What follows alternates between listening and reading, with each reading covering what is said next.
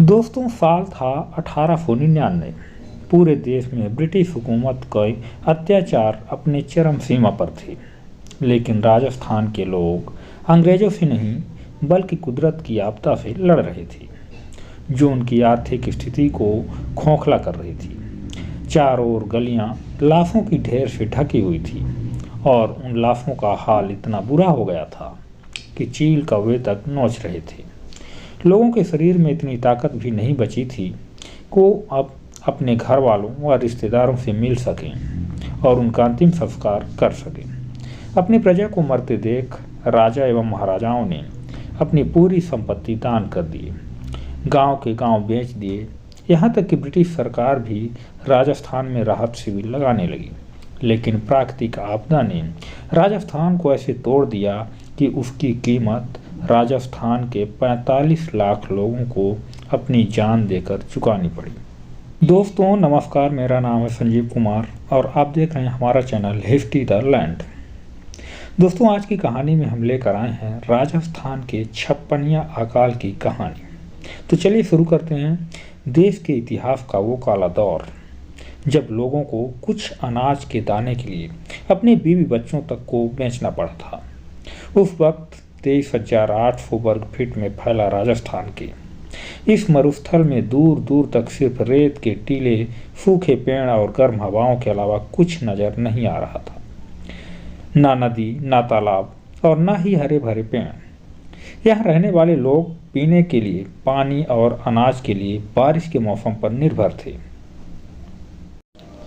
हमेशा की तरह उस साल भी वहाँ के लोग बारिश के समय बारिश का इंतजार कर रहे थे। लेकिन पूरी वर्षा ऋतु खत्म हो जाने के बाद भी वर्षा की एक बूंद भी नहीं गिरी। फिर उस साल राजस्थान के किसान ना तो फसल बो सके और ना ही पशुओं के लिए चारा उग सका।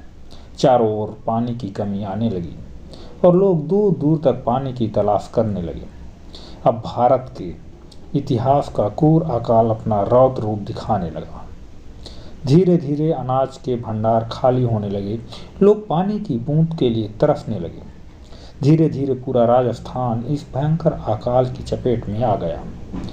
दोस्तों, वैसे तो ये अकाल सन 1899 में आया था, लेकिन संवत 1956 चल रहा था, इसलिए इसका नाम रखा गया छप्पनिया अकाल।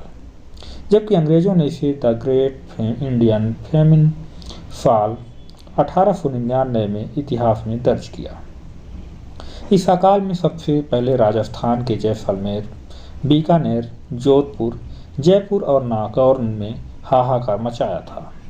फिर धीरे धीरे इसका पूरे राजस्थान में असर पड़ने लगा। इसके बाद गुजरात, पंजाब और मध्य भारत के कई हिस्सों पर भी असर पड़ा। इस अकाल की भी शुरुआत बाकी अकाल की तरह राशन और पानी की कमी जैसे होने लगती है। लेकिन इसका सामना करने के लिए लोग 2 टाइम की जगह 1 टाइम खाना खाने लगे। फिर 2 दिन में 1 दिन खाना शुरू करते हैं। फिर भी हालात इतने ज़्यादा खराब होने लगे कि लोगों को कई दिनों तक रोटी के टुकड़े नसीब नहीं होते थे। एक तरफ भयंकर अकाल और दूसरी तरफ थार मरुस्थल की 50 से 55 डिग्री सेल्सियस तक की गर्मी लोगों को जीते जी मौत महसूस करवा रहा था। इस कारण से लाखों लोग अपना घर छोड़कर पलायन करने को मजबूर हो गए। लेकिन भूखे प्यासे लोग पलायन करते हुए रास्ते में ही दम तोड़ने लगे। पेट भरने के लिए लोग रोटी और सब्जी की जगह रबड़ी पीना शुरू कर दिया। लेकिन धीरे धीरे रबड़ी और दूध भी खत्म होने लगा, क्योंकि लोगों के पास गायों को खिलाने के लिए चारा भूसा तक नहीं बचा था, जिसके वजह से दुधारू जानवर भूख प्यास की वजह से तड़प कर मरने लगे। पशुओं को मरता देख लोग तड़पते हैं, लेकिन कुछ कर नहीं सकते थे। ऐसा ही हाल बाकी जानवरों और पक्षियों का भी होने लगा था। वहीं दूसरी तरफ अब लोग तरबूज और ककड़ी के दाने भून कर खाने लगे थे। उस जमाने में राजस्थान में बेर बहुत ज़्यादा हुआ करते थे, इसलिए लोगों ने रोटी की जगह बेर खाना शुरू किया। लेकिन कुछ ही समय में बेर भी खत्म हो गए। इतना व्याकुल हो चुके थे कि पानी के साथ सूखे हुए पेड़ों की छाल को पीसकर थोड़ा खाकर पानी पी लेते थे। इस भुखमरी ने शाकाहारी लोगों को सांप और नेवला खाने के लिए मजबूर कर दिया था। कुछ लोग तो नरभक्षी बन गए थे। कोई मरा हुआ व्यक्ति की लाश देखकर उसके शरीर से खाल निकालकर खाने लगे थे। जिंदा रहने के लिए वो सब कुछ किए जो संभव हो सका था, लेकिन रात दिन भूखा रहने की वजह से उनके शरीर से मांस भी गायब हो चुके थे। भूख ने उनका खून तक चूस लिया था और बाकी हड्डियां बची थी। लोग इतने कमजोर हो चुके थे कि वो अपने बिस्तर से उठ भी नहीं सकते थे। जवान लोगों की खालें सिकुड़ने लगी थी और कुछ लोगों ने अपने आंगन में उठने के लिए लाठियां तक गाड़ रखी थी।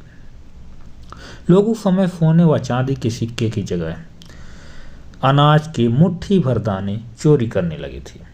इस बीच सन 1899 में लॉर्ड कर्जन की भारत में वायसराय पद पर नियुक्ति होती है, जिनके नेतृत्व में भारत में ब्रिटिश सरकार के अधीन आने वाले प्रदेशों में अकाल से प्रभावित लोगों के लिए कुछ राहत शिविर लगाए गए, लेकिन उसमें 25% लोग को ही राहत उपलब्ध हो पाई।